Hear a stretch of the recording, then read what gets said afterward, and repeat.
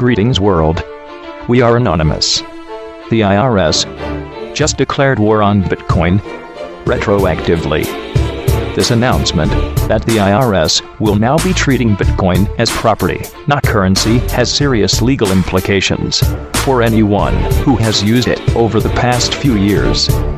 On March 25, 2014, the IRS issued a unilateral edict which instantly puts the entire US Bitcoin community in legal quandary. They are calling it virtual currency guidance. The new rules designates all cryptocurrencies as property, not as currency, and states that any increase in value between the date of acquisition and the date of sale counts as capital gains and is taxable. All payments using Bitcoin are subject to the same reporting requirements as normal payments, and Bitcoin mining is also now considered taxable income. Oh, and by the way, these new rules and penalties apply retroactively. If you run now to grovel at their feet, they may be willing to reduce those penalties somewhat if you can convince them that you had a good reason for not reading their mind in the future. Their new law: taxpayers may be subject to penalties for failure to comply with tax laws. For example, underpayments attributable to virtual currency transactions may be subject to penalties, such as accuracy-related penalties under Section 666. In addition, failure to timely or correctly report virtual currency transactions when required to do so may be subject to information reporting penalties under Section 6721 and 6722. However, penalty relief may be available to taxpayers and persons required to file an information return who are able to establish that the underpayment or failure to properly file information returns is due to reasonable cause.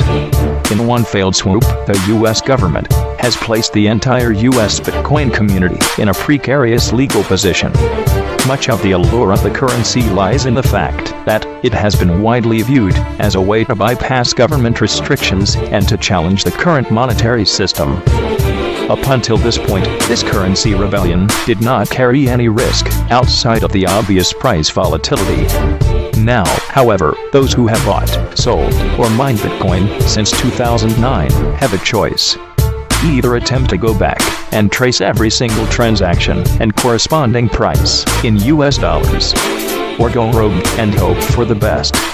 Considering the libertarian leanings of the Bitcoin community, it is unlikely that many will comply. The real question is whether this will push people to keep Bitcoin gains from touching their traditional bank accounts, or whether they will reduce their interaction with the currency. The decision to apply these rules retroactively may have another unintended consequence, given the massive undertaking that retroactive bookkeeping would entail. Many Bitcoin users are very likely to make a conscious decision not to obey. For many, this could very well be the first time that they defy the federal, not our supposed-to-be government, tax collectors. And once their status is irregular, it becomes much more likely that they will stay irregular. For those of you who had chosen another form of currency resistance, like precious metals, do not be so quick to snicker and say, "I told you so." These rules set precedent, may very well be applied to gold and silver in the near future, and retroactively. Anonymous has therefore decided, these humans that claim title to govern humanity has to go. For that name, government, only bring bloodshed and shame. We as humanity cannot be silent anymore. For any injustice, it will be reported, followed by humanity's creed. We are anonymous. We are legion. We do not forgive. We do not forget. To the corrupt governments of our world, Anonymous and the rest of humanity declare, we do not need your assistance anymore.